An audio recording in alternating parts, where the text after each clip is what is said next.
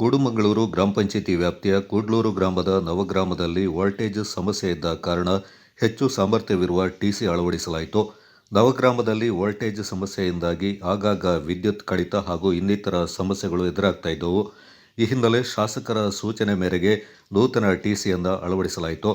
ಈ ಸಂದರ್ಭ ಮಾತನಾಡಿದ ಗ್ರಾಮ ಪಂಚಾಯತ್ನ ಮಾಜಿ ಸದಸ್ಯ ಕೆಬಿ ಸಂಶುದ್ದೀನ್, ನವಗ್ರಾಮದಲ್ಲಿ ವೋಲ್ಟೇಜ್ ಸಮಸ್ಯೆ ಇರುವ ಕಾರಣ ಸಮಸ್ಯೆಯನ್ನು ಶಾಸಕರ ಗಮನಕ್ಕೆ ತರಲಾಗಿತ್ತು. ಶಾಸಕರು ಸಮಸ್ಯೆ ಬಗೆಹರಿಸಲು ಅಧಿಕಾರಿಗಳಿಗೆ ಸೂಚನೆ ನೀಡಿದರು.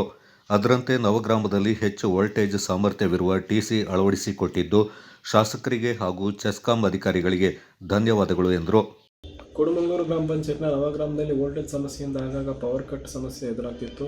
ಇದರ ವಿಚಾರವಾಗಿ ಶಾಸಕರಾದ ಡಾಕ್ಟರ್ ಮಂತರಗೌಡರವರಿಗೆ ಇದರ ಬಗ್ಗೆ ಮನವರಿಕೆ ಮಾಡಲಾಗಿ ಶಾಸಕರು ಅಧಿಕಾರಿಗಳಿಗೆ ಆದಷ್ಟು ಬೇಗ ಕ್ರಮ ಕೈಗೊಳ್ಳುವಂಥ ಸೂಚನೆಯನ್ನು ನೀಡಿದರು.